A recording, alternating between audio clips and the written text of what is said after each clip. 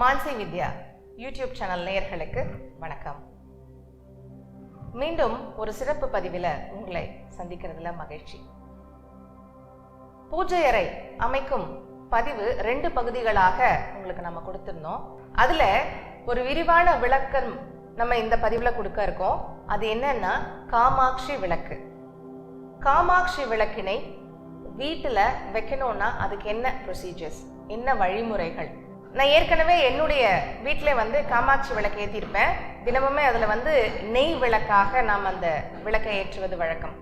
அதாவது பசு நெய், நல்லெண்ணெய், அதுக்கப்புறமா தேங்காய் எண்ணெய், இந்த 3லையுமே நீங்கள் விளக்கேற்றலாம். ரொம்ப சிறப்பு.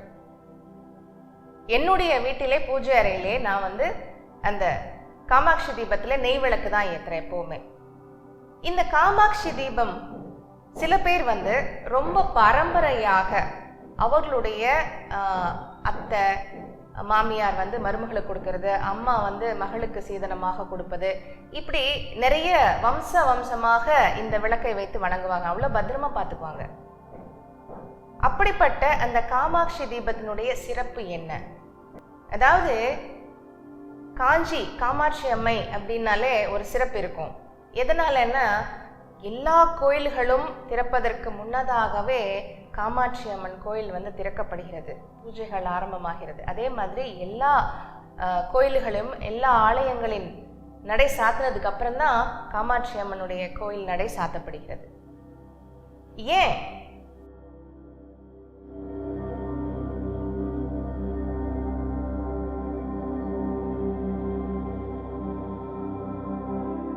அதாவது காமாட்சி அம்மன் உலக மக்களின் நன்மைக்காக அவர்கள் தவம் இருந்த பொழுது எல்லா தெய்வங்களும் தேவர்களும் தேவதைகளும் அவர்களுக்கு உள்ளே இறங்கி அவர்களும் அவர்களோடு இருந்து தவம் இருந்தார். அப்படி தவம் இருந்ததுனாலே அந்த காமாட்சி அம்மையை மட்டும் வணங்கினாலே அத்தனை தெய்வங்கள் தேவதைகளுடைய அருள் கிடைக்கும் அப்படிங்கிறது அதுல செய்தி. அதனாலதான் காமாட்சி அம்மன் வணங்குவதாகட்டும், காமாட்சி விளக்கினை ஏற்றி வணங்குவது ரொம்ப சிறப்பு. அதுவும் பெண்களுக்கு குறிப்பாக புகுந்த வீட்டிலே காமாட்சி விளக்கு ஏற்றி வழிபடுவது அப்படிங்கிறது சர்வ மங்களத்தையும் கொடுப்பது. அதனாலதான் காமாட்சி தீபத்தை வீட்டுல ஏத்துங்கன்னு சொல்றோம். சரி, இது நித்திய தீபமாக எப்படி வழிபாடு செய்யணும்? காமாட்சி தீபத்தை ஒரு சிலர் சாயங்காலம் தான் ஏத்தணும்ன்றாங்க, ஒரு சிலர் பிரம்ம முகூர்த்தத்தில் ஏற்றணும் சொல்கிறாங்க.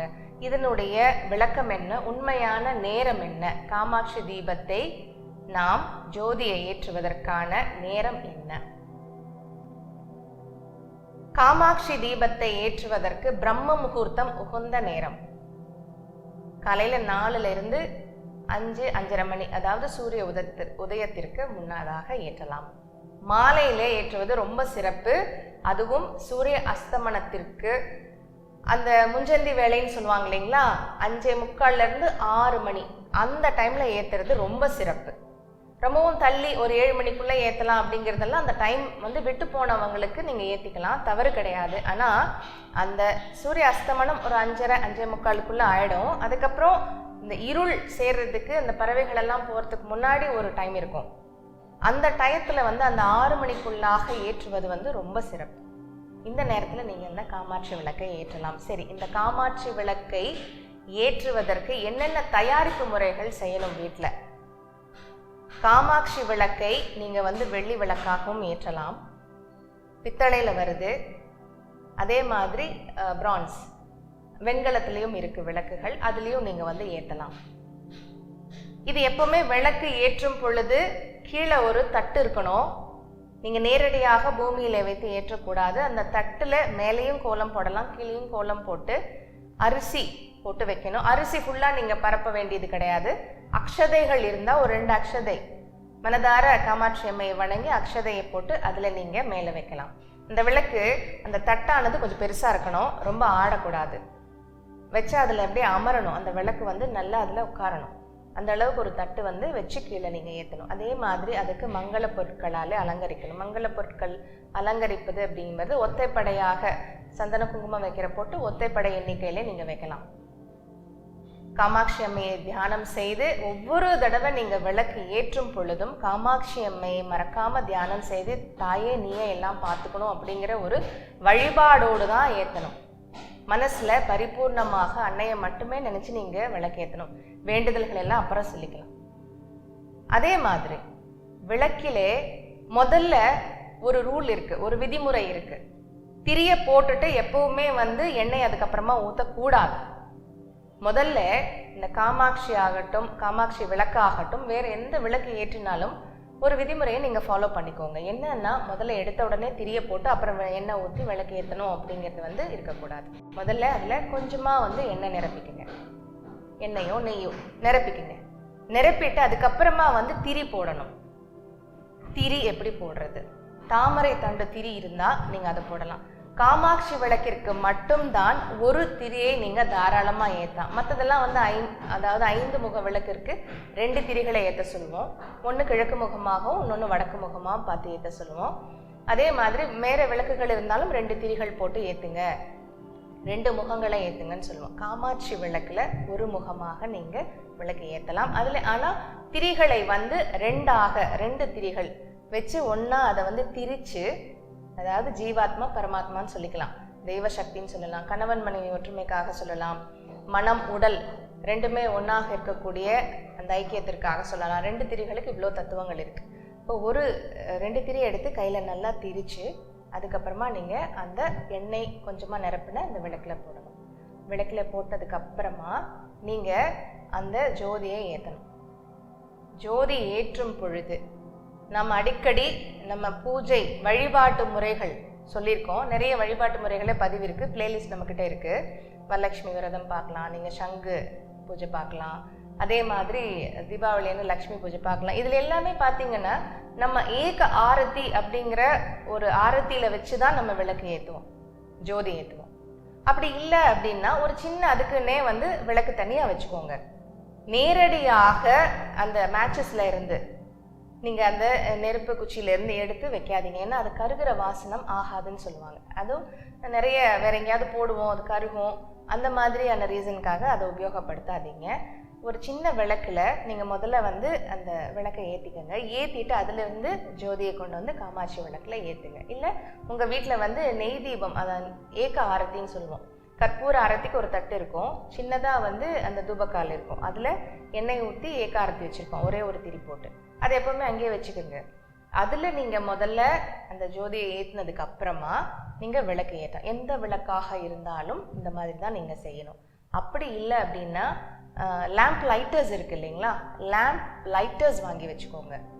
இப்போ எப்படி அடுப்பு, கேஸ் அடுப்பு பற்ற வைக்கிறதுக்காக லைட்டர் வச்சுருக்கோம், அந்த மாதிரி லேம்ப் லைட்டர்ஸ் இருக்கு. அந்த லைட்டர்ஸ் வாங்கி நீங்கள் வீட்டில் வச்சுட்டிங்கன்னா அதுவும் சௌகரியமாக இருக்கும், அதையும் நீங்கள் உபயோகப்படுத்தலாம். ஆனால் இந்த மாதிரி ஏக ஆரத்தியோ இல்லை ஒரு சின்ன விளக்கோ மண் விளக்கு வச்சுருந்தா கூட அதுலேருந்து ஏற்றுறது ரொம்ப சிறப்பு. இது நீங்கள் ஃபாலோ பண்ணிக்கோங்க. அதுக்கப்புறமா இன்னும் மீண்டும் எவ்வளோ எண்ணெயோ நெய்யோ வேணாலும் அதில் நிரப்பிக்கோங்க. உங்களுக்கு எவ்வளோ நேரம் அந்த விளக்கு எரியணுமோ அந்த அளவுக்கு நீங்கள் நிரப்பிக்கோங்க. இதுதான் நீங்கள் விளக்கு ஏற்றக்கூடிய ப்ரொசீஜர். அதுக்கப்புறமா அதுக்கு அக்ஷதை மலர்கள் கொண்டு வழிபாடு செய்யணும். வழிபாடு செஞ்சுட்டு அதுக்கப்புறமா மற்ற கடவுளுக்கான வழிபாட்டை நீங்கள் செய்யலாம். இது காமாட்சி விளக்கினுடைய வழிபாட்டு முறை. நீங்கள் காமாட்சி அம்மை தோத்திரம் சொல்லலாம், தீப வழிபாட்டுக்குரிய மங்களம் இது சொல்லலாம். அதுக்கப்புறம் ஜோதி ஏற்றும் பொழுது நம்ம ஒரு சில பாடல்களை சொல்லியிருக்கோம், அதையும் நீங்கள் பாராயணம் செய்யலாம். ஒன்று. இன்னொன்று, இந்த காமாட்சி விளக்கிலே நம்ம எந்த கடவுளை வேணாலும் நினைச்சிட்டு வழிபாடு செய்யலாம். உதாரணத்துக்கு குலதெய்வம் எங்களுக்கு தெரியல, குலதெய்வ வழிபாடு எங்களுக்கு செய்ய முடியல, தனியாக போக முடியல. அப்போது நீங்கள் காமாட்சி அம்மை மனதில் நினைத்து, அம்மா நீயே என்னுடைய குலதெய்வமாக இருந்து என்னை நல்லபடியாக என் குடும்பத்தையும் என்னுடைய குலத்தையும் வழிநடத்து அப்படிங்கிற ஒரு மனசுல சங்கல்பத்தோட தீபம் ஏத்துங்க, அது போதும். இன்னொன்னு சொல்றேன். இப்ப காமாட்சி தீபம்னு சொன்னா அந்த காமாட்சி தீபத்துல காமாட்சியினுடைய படமா இருக்கு இல்லையே, கஜலட்சுமியுடைய படம் இருக்கு. அன்னை கஜலட்சுமியுடைய படம் அல்லது நடுவுல கணபதி விநாயக பெருமான், சுற்றி அஷ்டலட்சுமிகளும் இருக்காங்க. இதையே நம்ம காமாட்சி விளக்குன்னு சொல்றோம். நான் அதான் ஏற்கனவே சொன்னேன், அன்னை காமாட்சி எல்லாமாக இருக்கிறாள். காமாட்சி அப்படிங்கிறதுலே கா என்றால் சரஸ்வதி, மா என்றால் மகாலட்சுமி, பார்வதியாகவும் இருக்கிறாள். இந்த மூன்றுமே ஒரே சக்தி, நான் தான் சொல்றது தான் காமாட்சி அம்மன். மிகவும் சக்தி வாய்ந்தவள். இந்த காமாட்சிங்கிற பேருக்கு நிறைய அர்த்தங்கள் சொல்லிட்டே இருக்கலாம். அன்னை காமாட்சியினுடைய 2 கண்களாக அன்னை மகாலட்சுமியும் சரஸ்வதியாகவும் சொல்றாங்க. கா மா. இப்படிப்பட்ட அந்த காமாட்சி தெய்வத்தை தான் அந்த விளக்கிலே நாம் ஆவாகனம் செய்து அவர்களை எழுந்தருள செய்து வணங்குகின்றோம். இப்ப திரும்பவும் அந்த கஜலட்சுமி படத்தை ஏன் வச்சிருக்காங்க அப்படின்னு, சகல மங்களமும் சர்வ மங்களமும் நமக்கு வரணும் அப்படின்னா நம்ம எல்லா லட்சுமிகளையும் வணங்குறோம், அஷ்டலட்சுமி வழிபாடு செய்கிறோம். இந்த கஜலட்சுமி ஆராதனை அப்படிங்கிறது ரொம்ப முக்கியம். அதனால பல விளக்குகளை பார்த்தீங்கன்னா நடுவில் பத்மாசன கோலத்திலே அன்னை மகாலட்சுமி உட்கார்ந்துருப்பாங்க. 2 பக்கமும் துதிக்கையை தூக்கி இந்த பிளிர்கின்ற அந்த ஐராவதத்தை பார்க்கலாம். ஐராவதம் என்பது இந்திரனுடைய யானையாக சொல்வோம், வெள்ளை யானை. ஐராவதங்கள் 2ம் அந்த துதிக்கையாலே பிளிரிட்டு அன்னையை வணங்குவதாக பூஜிப்பதாக இருக்கும். அதுதான் அந்த கஜலட்சுமி. ஏன் விளக்குல கஜலட்சுமி வைக்கிறாங்க? மற்ற எத்தனையோ லட்சுமி இருக்கு. ஏன்னா கஜலட்சுமி ஆராதனை செய்வது ரொம்ப ரொம்ப நன்மையை தரக்கூடியது, ரொம்ப பலம் வாய்ந்தது, ஸ்ட்ராங். தனலட்சுமி ஆராதனை தனத்திற்குன்னு சொல்லுவாங்க. ஆனா ஐஸ்வர்ய லட்சுமி ஆகட்டும், தனலட்சுமி ஆகட்டும், மகாலட்சுமி ஆகட்டும், எந்த வழிபாடு செய்தாலும் உங்களுக்கு தனம் வரும், பணம் காசு வரும், ஐஸ்வர்யம் வரும். ஆனா அது நிலைச்சு நிக்கணும் அப்படின்னா, அது நம்ம கிட்ட ஸ்திரமாக இருக்கணும் அப்படின்னா கஜலட்சுமி ஆராதனை ரொம்ப முக்கியம். காமாட்சி விளக்கிலே அந்த கஜலட்சுமி படம் இருக்கும். அந்த விளக்கினை நீங்க ஏற்றும் பொழுது நம்ம கிட்ட நீங்க என்ன வேண்டுதல்கள் அந்த விளக்கு ஏற்றும் போது வச்சீங்களோ, என்னென்ன கோரிக்கைகள் வச்சீங்களோ அது நிறைவேறுவதற்கு ரொம்ப அந்த ஸ்ட்ரென்த் இருக்கும். அதற்குரிய அந்த நம்ம கிட்ட தங்கக்கூடிய அந்த நிலை இருக்கும். இந்த கஜலட்சுமி படம் போட்டு அந்த காமாட்சி விளக்கு வைக்கும் பொழுதுதான் நம்மளுடைய கோரிக்கைகள் நம்ம சொல்றோம். விளக்கேற்றும் போது என்னென்ன தேவைகள் இருக்கு அன்னையை வணங்கும் போது சொல்றோம் இல்லைங்களா, மானசீகமா சங்கல்பம் செய்யறோம். அது அந்த ஈர்ப்பு அங்க இருந்து அது ஸ்திரமாக நம்ம கிட்ட நிலைக்கிறதுக்கான ஒரு வழிமுறை கஜலட்சுமி ஆராதனை. அதனால காமாட்சி விளக்குல கஜலட்சுமி படம் போட்டிருக்கிறது நீங்க வீட்டுல வச்சு செய்யறது ரொம்ப நல்லது.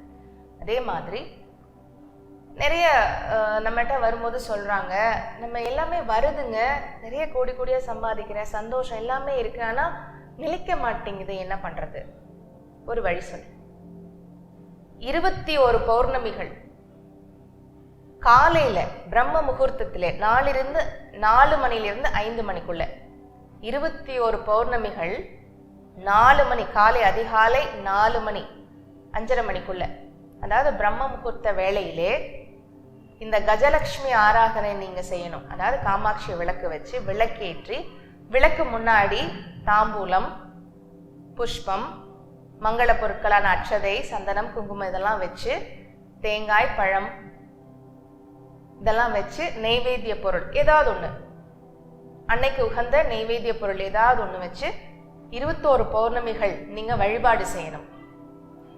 வழிபாடு செய்து வந்தீங்க அப்படின்னா உங்களுடைய குலதெய்வம் நல்ல மனம் குளிர்வாங்க, சர்வ மங்களமும் சித்தியாகும். நம்ம எந்த வேண்டுதல் வச்சோமோ, என்ன கோரிக்கைகள் நம்ம நினைச்சிட்டு இந்த வழிபாட்டை செய்தோமோ அது நமக்கு அமையப்பெறும்.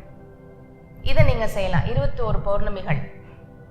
என்னால ஏற்றி வீட்டில் இருக்கிற அதாவது என்னால் அந்த நேரம் பௌர்ணமி அன்னைக்கு செய்ய முடியல அப்படின்னா வீட்டில் வேற யாராவது இருந்தாலும் அந்த வழிபாட்டை தவறாமல் செய்துட்டு வாங்க, ரொம்ப நல்லது. அல்லது 9 பௌர்ணமிகள் செய்யலாம். 21 பௌர்ணமிகள் செய்ய முடியலன்னா 9 பௌர்ணமிகள் நீங்கள் இந்த விளக்கேற்றி காலையில் இந்த பிரம்ம முகூர்த்தத்தில் விளக்கேற்றி வழிபாடு செய்யலாம். நைவேத்திய பொருட்கள்லாம் வச்சு செஞ்சீங்கன்னா ரொம்ப பவர்ஃபுல். குலதெய்வ மனசில் நினச்சிட்டு அந்த வழிபாடினை நீங்கள் செய்யலாம். இந்த காமாட்சி விளக்கினை நித்திய தீபமாக வீட்டில் ஏற்றலாம். இவ்வளோ விளக்கு தான் வைக்கணும்னு சொல்கிறாங்களே அப்படிங்கிறதெல்லாம் கணக்கு கிடையாது. நீங்கள் அணையா விளக்கும் போடலாம். ஏற்கனவே இன்னொரு பதிவில் நான் அணையா விளக்கு பற்றின விளக்கம் கொடுத்துருந்தேன், அதையும் நீங்கள் பாருங்கள். அணையா விளக்கும் வீட்டில் போடலாம். கூடவே இந்த காமாட்சி தீபத்தையும் நீங்கள் ஏற்றலாம். இது ரெண்டுமே ஏற்றி வழிபடும் போது நமக்கு என்ன கிடைக்கிறது அப்படின்னா, விளக்கு ஏற்றும் பொழுதே பிராணசக்தி நம்ம வீட்டை நிறைஞ்சிருக்கு. ஏன்னா நெய் விளக்கு போடுறோம், நல்லெண்ணெய் விளக்கு போடுறோம், அதில் கொஞ்சம் பச்சை கற்பூரமும் போட்டிங்கன்னா அந்த இடம் நல்ல பிராணசக்தி நிரம்பின இடமாக மாறுது. பிராணசக்தியிலிருந்து என்ன கிடைக்குதுன்னா தெய்வீக ஈர்ப்பு, தெய்வீக சக்தி நமக்கு கிடைக்குது. தெய்வீக அந்த ஆற்றல் நம்ம வீட்டோ இல்லை எங்கே நீங்கள் அந்த விளக்கு ஏற்றீங்களோ அந்த இடம் ஃபுல்லாக அந்த தெய்வீக சக்தி நிரம்புகிறது. அதனால நம்ம பாசிட்டிவாக மாறுறோம். பாசிட்டிவிட்டி கூடுது, நேர்மறையான சிந்தனை, நல்ல அன்பாக மாறுறோம். நம்ம கிட்ட இருக்கிற துர்குணங்கள் எல்லாம் போயிடுது. பாசிட்டிவா மாறும் பொழுது ஆட்டோமேட்டிக்லி நெகட்டிவ் வந்து அந்த இடத்துல இருக்காது, துர்குணங்கள் எல்லாம் போயிடுது.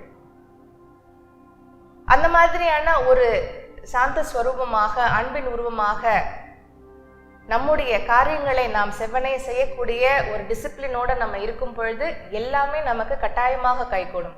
விளக்கு ஏற்றும் போது நீங்க செய்ய வேண்டியதெல்லாம் ஒன்னே ஒண்ணுதான். எதுவுமே எனக்கு கேட்க வேண்டாம், அம்மா நீயே பார்த்துக்கோன்னு ஒரு கோரிக்கையோடு, நிறைய அன்போடு, பக்தியோடு பிரார்த்தனை செய்து அந்த விளக்கை ஏத்துங்க. உங்களுக்கு சர்வ மங்களம் கிடைக்கும். இதே மாதிரி நிறைய விளக்கங்களோட உங்களை மீண்டும் சந்திக்கின்றேன். என்னுடைய பதிவுகள் எல்லாம் உடனுக்குடன் உங்களுக்கு வரணும் அப்படின்னா மான்சி வித்யா யூடியூப் சேனலுக்கு சப்ஸ்கிரைப் பண்ணுங்க, பக்கத்தில் இருக்கிற பெல் ஐக்கனை பிரஸ் பண்ணுங்க. மீண்டும் வேறு ஒரு பதிவுடன் உங்களை சந்திக்கின்றேன். அதுவரை உங்களிடமிருந்து விடைபெறுவது ஆச்சாரியா ஸ்ரீ வித்யா துர்கா. நன்றி, வணக்கம். Do subscribe to our YouTube channel and press the bell icon to never miss another update from Mansi Vidya.